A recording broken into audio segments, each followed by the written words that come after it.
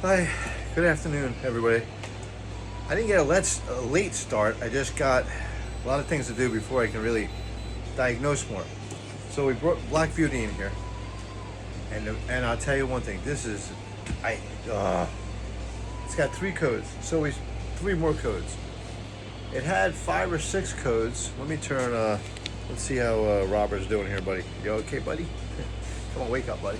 So we had in the beginning. Come over this way. Let's grab the codes. Okay, on Black Beauty, Robert, over this way. Come on, come on. Face recognition there, buddy. So in the beginning, Black Beauty had 5 codes. Let's see here. 194 backfire. Oh, that was a 14. 1494. We had a pressure switch code. That's the code it has right now. It still has because I never fixed it. I gotta go through the O2 sensors first because obviously the O2 sensor was not there. So that one was easy to figure out. So we put the O2 sensor in. Most of the O2 sensor codes went away. Now we went through 3 different scanners. Okay, the best one would be Snap-on, right? It didn't work. It's saying you need another pin. I was like, oh, you need this, you need this. You always need something new. Eventually, I'll have everything for the Snap-on scanner to work, but it doesn't right now. It's reading no communication. Well, that's BS because I got a really cheap one right here. I can't mention the company, but look, you can look at it. There you go. So, and the only reason why it says communication error right now is because the key is in the off position. But my hearing aids are going freaking nuts. Something's blinking in the background. I hate sometimes. Hearing aids will drive you nuts. You can hear too much sometimes. So we got rid of all the O2 codes. That wasn't a problem. We got it to run pretty good. But it almost feels like, and to me, it is a catalyst problem.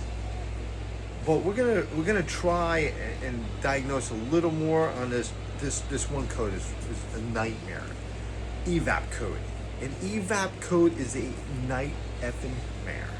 It could be the smallest vacuum leak. Now there is a port, and I'll show you. And we're gonna have to shut Robert off here. All right, buddy, you're gonna have to come off, buddy. Sorry. So over here, you got a new code right here, and it's a P1494. It's still the same code. It's not going to go away until you fix it. Now it says, what the heck did it say? Pressure switch. Now pressure switch, when I looked it up, you go on the internet, you put, the numbers 1494 pressure, and then a Jeep, and then it came up, and gives you certain codes, certain things to look at. So look at the basic stuff that's not going to cost you any money without replacing parts. Usually it's not a part, it's not a sensor. But I never diagnosed it this way. But I'm gonna have to learn because I'm gonna become the best. So there is a port here, and it's a EVAP service port. It says 1 psi maximum regulated pressure only. It's a green cap. Now, it's a vacuum leak. It's usually a vacuum leak, a hose cracked, something simple. So I'm going to try to keep this at 10 minutes because there's a lot going on when you have these EVAP codes are a nightmare. Thank God. I'm not God, but thank God. This is old enough, it don't matter. You can have an engine light on, you just keep on going through inspection. Usually will not affect engine performance. It's usually because the gases are getting released into the atmosphere instead of going back in your engine and reburning. See, I'm not really not concerned with that code. But what I'm going to finish that code with right now, then I'm going to bring you back a little later. So you just follow the vacuum leads. And it's the green port. I'll show you over here. Look at this green port right down here. I don't know if you can see that. But see the green port right here? Here's where you're going to diagnose this. So on the green port, I'm pretty positive you're going to have to put some kind of pressure in the system. I don't know what I need yet, but I'm not gonna go crazy yet. But I've always wanted to do this, and now I can do it. So I followed leads. You just follow the solid leads. So you got solid plastic, heavy plastic, and kind of wiggle all the connections. So I'm like, okay, that one's good. That one goes to a vacuum canister. Okay. Big lead here. That one seems good. A vacuum pump. I mean, there is so many things that control this thing. It's ridiculous. But start with the basics. Right off of that switch, it goes to the canister. That's solid, it feels like. Then you come off of that. Then you go down.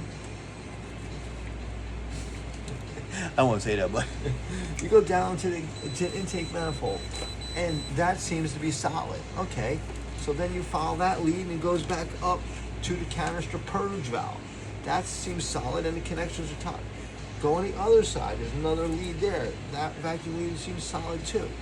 The vacuum canister seems good. It seems really good. Wait a minute. Why is... Hold on a second. Why is there...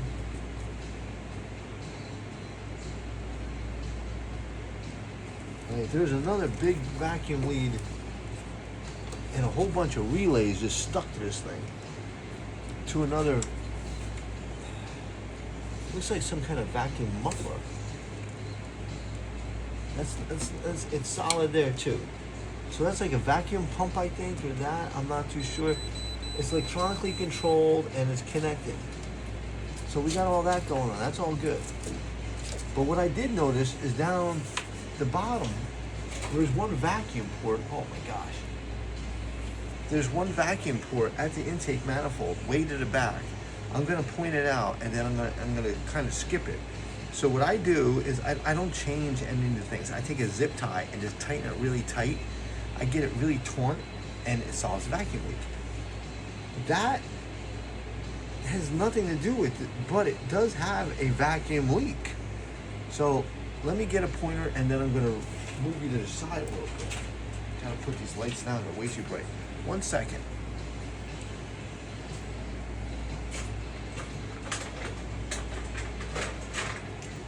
Now I'm telling you, this vacuum stuff will drive you insane. Because it's crazy.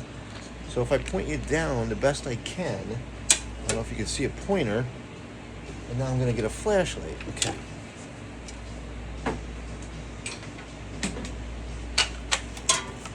Okay, now if you can see, yes you can. So that was the vacuum port here where you're gonna put, I think it's 1 PS vacuum. So you're gonna put you're gonna basically suck. I think, and then you put a dye in it or like a smoke. Sorry, I think you put smoke in it, like 1 PSI, something like that. So I'm gonna research into that, but I'm not gonna go too crazy because down here at the very bottom, if you could see that, right down the bottom here, right here, there's you can see my pointer here. Really hard to tell. There. Okay. So if you notice down here, there's a vacuum port right here, a connection, and here's the vacuum off the intake. You can take it and pop it right off. Literally just falls right off. So you got a major vacuum leak right off the intake manifold. So I'm just going to take a zip tie and tie that, and that's going to solve a lot, because that lead runs to the vacuum canister. It goes across. It goes to another cylinder. Oh wait, that one. Yeah, that goes to different vacuum leads. So right there, you see it's loose. I mean, it's just loose. So what we're gonna do is start with the simple stuff. So see that connection right there? Right here? It's hard to see. But all we're gonna do is put a zip tie here and tighten it down. That's the first step, because that's the only thing I see so far, loose. What's this? Why is this disconnected? Okay, this is disconnected, and that's for the brakes. Okay, there's another switch that's disconnected. It's always these simple things. That has nothing to do with what I'm doing right now, but there's this, it's all corroded too. We're just gonna, man, That's not supposed to happen. What the heck is going on here?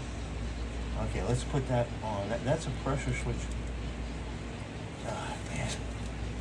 So there's a connection here that's usually off the proportioning valve for the brakes. Maybe that has something to do with the ABS. Alright, we're going to connect that.